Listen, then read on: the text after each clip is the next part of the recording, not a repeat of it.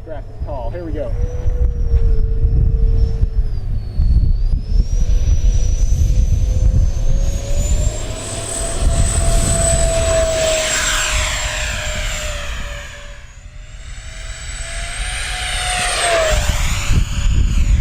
Wow, that's phenomenal. Outstanding. That's a great sound. That's about 1/3 throttle there. All right, fast flyby, guys. You ready? Full throttle. That's fast. 102. You got 102? Yep. I think it was faster than that though.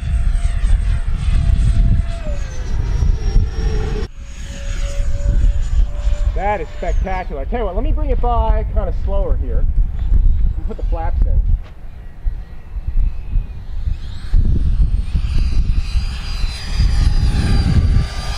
Man, that sound is incredible, isn't it? Sounds awesome. Sounds so much better. It's smooth. I mean, it just has a glassy, I mean, it really sounds like a jet. Did you have to put some trim in it? I haven't trimmed it at all yet. Dang. This plane's been sitting for about a year, guys.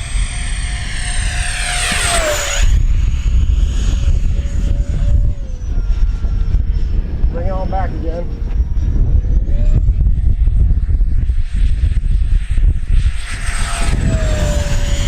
Wow, that is smooth as glass, man. These JP fans, they are nice.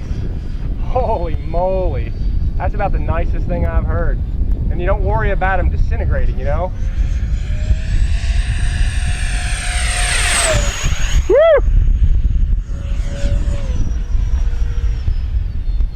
Ready, Pete?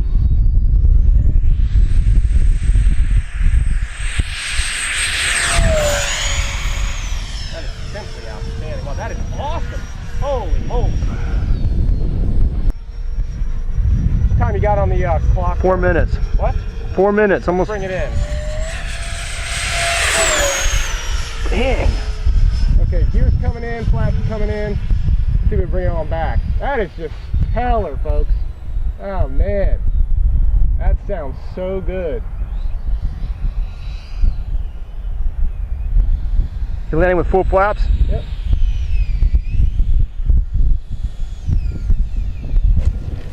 All right.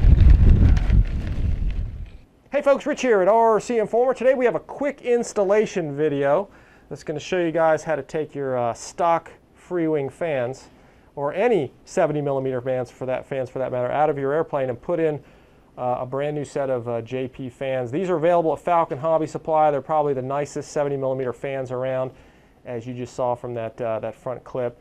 And then we're going to get this thing out and fly it for you. Now, it's a real easy thing to do. The stock fans are actually the JP fans are pretty much almost a drop-in fit. Same thing with the speed controllers, with the exception of a little bit of slight modifications. Now, the stock fans are really pretty darn good, but as you can see from this one, it actually was starting to get loose, and we didn't really realize that until we got them out. But that's kind of how plastic fans are. They work pretty good, but over time they do kind of tend to wear. So it's kind of a nice upgrade to put some metal fans in, and JP fans are the way to go. Now, to get them in this 262, it's real simple. This bottom pan is just glued into place. So you just want to very carefully just sort of pry it off. And you can see we already did all this stuff. I'm just going to kind of show you quickly how this is done. Clean off all the extra glue, and then it's ready to go back on. And that'll be the last step to seal this whole thing up. The next thing you do is you remove your 2 screws here for your hatch. You remove 4 screws that are actually underneath or on the top of the wing that go through this way, and that actually takes the whole engine nacelle off. And then you go ahead and you remove all your panels here. You've got your ESC panels with 2 screws here, and those louvers, you just go ahead and pull those right off. You can see the stock speed controllers here.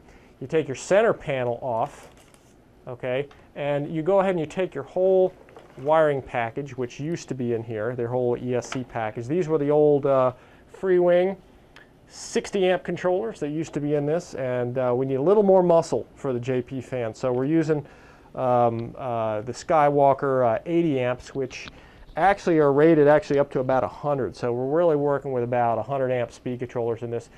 And essentially what we're going to do is, unplug it from the sort of the receiver area, the receiver, and we're just going to feed everything right back into place. And you can see how these things fit right in here. And you can see here the JP fans, how they pretty much just drop right in, and the motor comes off. You can see the underside here. You just basically take the old one right out, and you put the JP fan right back in, and you bolt everything really back together, and you're ready to go. Now these are counter-rotating fans, so you do have to make sure they're spinning the right way. And that's basically about it. You put everything back together, and the plane is ready to go. Now, we did make a few small adjustments to get the JP fans to fit, and I'm going to show you what those changes are. As we take a look at both fans, you can see that they're almost actually identical in size. The cowlings and everything are almost the same, and in most cases, the JP 70 millimeter, you can literally pull your stock plastic one out, and you can literally put this one right in. But what we found when we put this in there is that there was a little interference just with this lip right here, and actually with this lip right here. If you saw the prior video, I went into kind of detail on this fan. It's just very, very nice. The only thing you're going to find other than the difference is that there's really only one mounting hole, whereas you have two mount holes on each side. They did a good job by mimicking the bolt pattern of the rear hole. So this screw that's going to mount, or the hole that's going to mount your fan in, is just going to fit the aft hole in the cowling. You can see here I have the engine nacelle removed, which again comes off with just the 4 screws from the top side of the wing. You can see the motor wires hanging out of here. And again, once you get that plastic piece off the bottom, your 2 screws off here, you can go ahead and remove your engine cowl, and there sits the stock fan in there. 4 screws here will remove that, and you can see that just literally just slides right out of place. And then we can go ahead and we can put in the JP fan. And what I found was the exit hole is a little bit different. You can see where the wires come out here, whereas on the stock fan they just come out the back somewhere. So I had to trim away a little foam here, and after compressing this down in there, this little flange here and here actually drew a line here and drew a line right there. Kind of push this thing down in there, make an impression on it.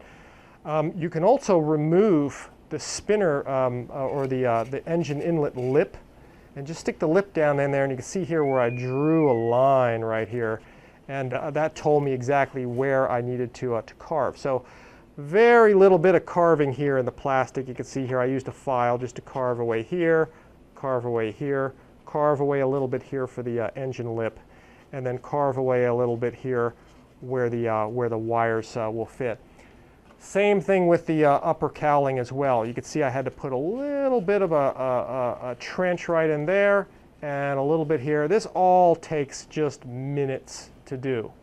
And then once you're done carving these out, the fan fits in there perfectly. You don't always have to do this. It just depends on your particular airplane. I've actually put the JP fan in some other airplanes, and it required 0 modification. So with just a little bit of foam trimming, you can get the JP fan in there nicely. You can see here how easy this thing is to fit in place. You just go ahead and slide your wires in there, and make sure your engine lip fits in there nicely. And again, you can see how nicely your rear or your mounting flanges here with the holes mount up perfectly with the stock rear mounting holes. They designed it this way specifically to keep the footprint really the same, so it would fit in any other airplane with a 70 millimeter fan.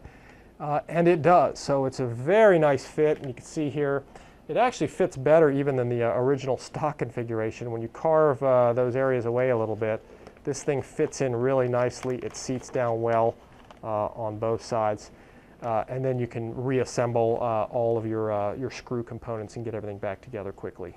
Now, just like the fan units themselves, the speed controllers are essentially a drop-in fit, but depending on what speed controllers you use, and we're using these Skywalkers, they're a little bigger than the stock ones. So we had to carve a little bit of foam here to fit, a little bit right here. You can see we did a little bit here and a little bit here, but it fits in real easy. The foam's real easy to work with, and it takes minutes if not seconds really to do this. But you can see it fits in there nicely. You don't want to squeeze it too tight. You don't want to put pressure on the capacitors here at the end.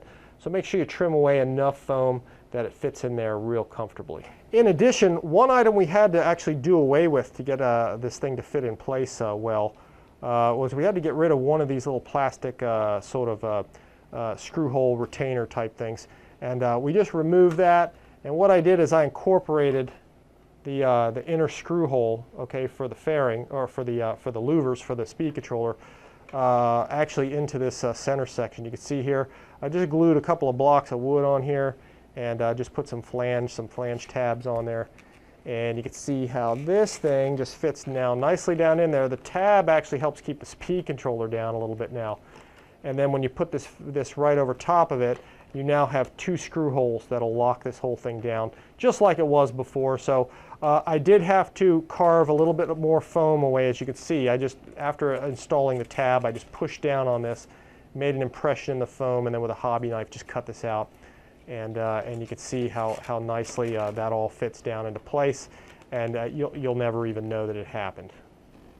Now, before I get everything back together, I just wanted to give everybody another close look at this fan and how nice it is, and some of the differences about it. Again, only one mounting hole per side that will fit almost any 70mm mount. Your wires come out of the side here instead of the back. So again, you may have to make some changes for that, but actually this plane was, the ME262 from Freewing, was actually pretty much made for that kind of a setup. Also, again, you can unscrew everything. Your engine lip unscrews, your entire cowling unscrews, even your spinner cone will unscrew and remove. It's not righty-tighty and lefty-loosey, it's backwards, guys, so that's just kind of how it is.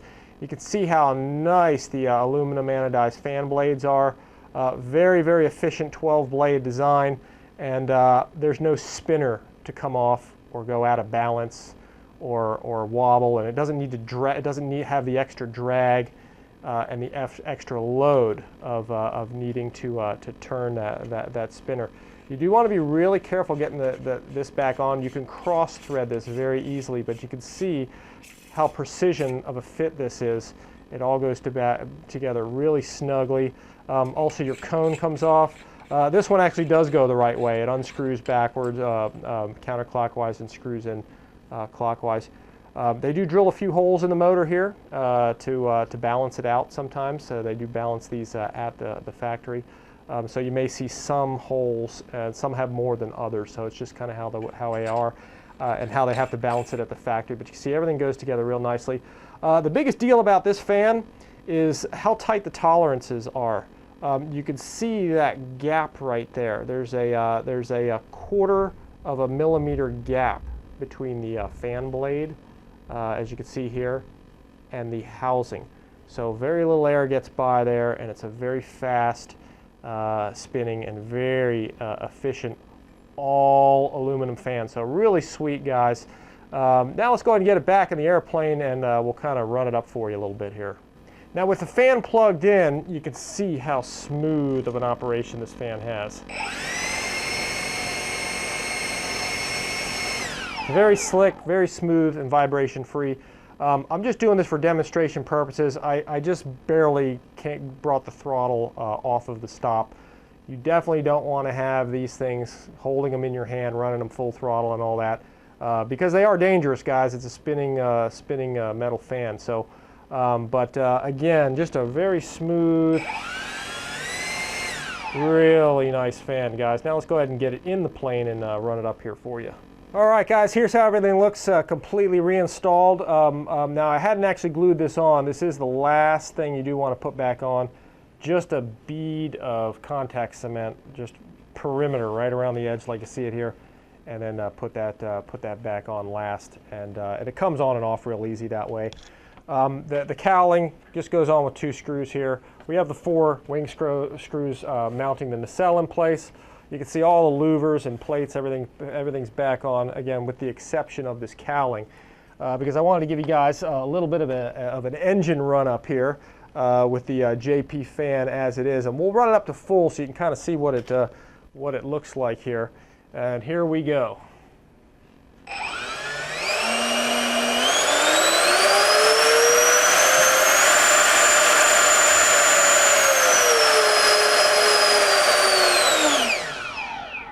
and it's just smooth as glass in there, guys.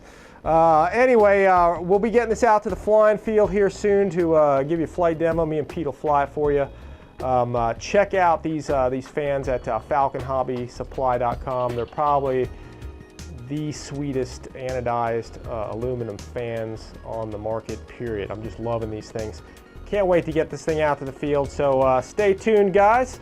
Thanks for watching RC Informer, and as always, we'll see you next time.